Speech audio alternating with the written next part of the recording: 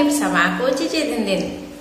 Halo semuanya, hari ini aku sesuai janji aku kemarin, aku mau sharing lagi kan ke kalian gimana cerita trimester kedua kehamilanku. Jadi stay tune terus ya, tonton video aku sampai habis. Yang belum subscribe jangan lupa ya pada subscribe. Oke, nggak usah pakai basa-basi lagi, aku mau langsung aja sharing ke kalian gimana sih dulu rasa-rasanya ketika aku hamil di trimester kedua. Jadi emang ada suka dukanya ya. Kalau sukanya dulu ya.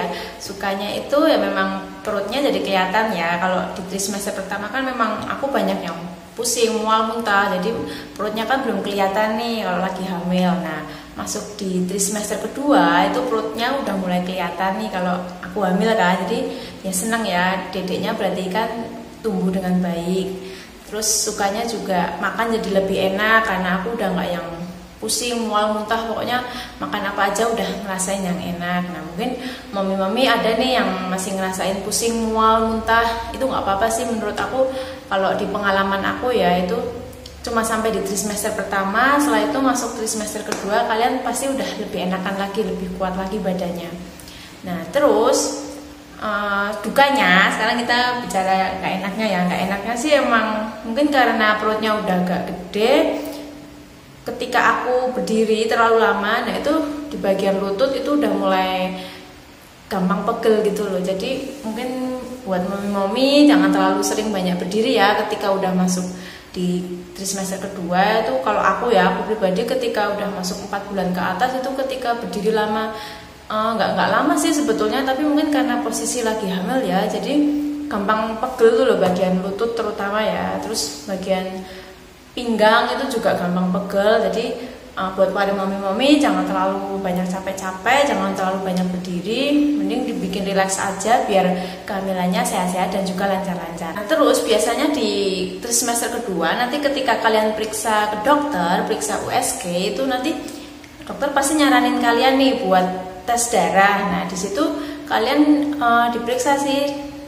Jadi kayaknya sih kalau aku baca-baca ya itu tuh emang untuk mencegah lah kita kelebihan gula atau mungkin si dedek bayinya itu takutnya nanti ketika lahir berat badannya ternyata melebihi dari berat normal. Nah itu maka dilakukan tes darah di trimester kedua itu. Terus menurut aku meskipun kita udah enak nih buat makan, tapi jangan mentang-mentang udah enak buat makan terus kita makan tanpa kontrol ya. Kita tetap harus menjaga berat badan kita, jangan sampai melonjak banget sih kalau menurut aku. Soalnya takutnya nanti bayinya kalau terlalu besar, kitanya juga susah kan waktu di proses melahirkannya nantinya. Jadi tetap atur pola makan dengan baik.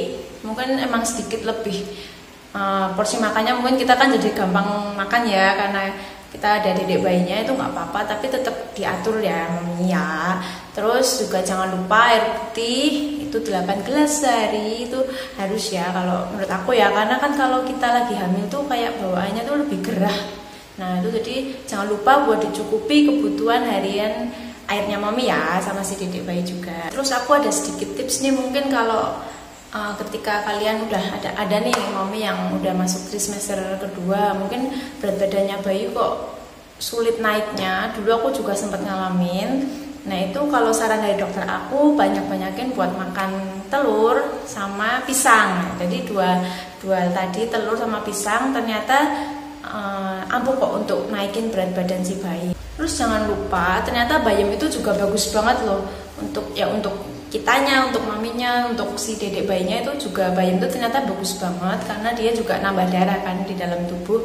Kalau misalnya mami minum vitamin penambah darah dari dokter juga itu juga bagus kok. Tetap harus dilanjutin ya, kita minum vitamin atau mungkin susu ibu hamil itu penting banget sih buat kitanya, buat dedek bayinya. Pokoknya yang terbaik aja sih buat mami sama dedek bayi tetap harus dipertahankan.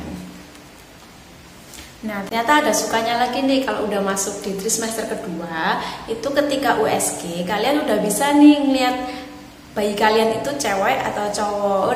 Terus hasil USG-nya juga lebih jelas. Kalau kalian pakai USG yang 4D ya itu biasanya kelihatan jelas tuh mukanya si dedek bayinya udah ya kelihatan lah ngebentuk ada mata, hidung, mulut, pokoknya seneng banget ketika USG udah tahu nih cewek apa cowok, terus bentuk mukanya udah sedikit kelihatan, itu udah seneng banget. Di trimester kedua kalian udah bisa ngeliat dedek bayi kalian.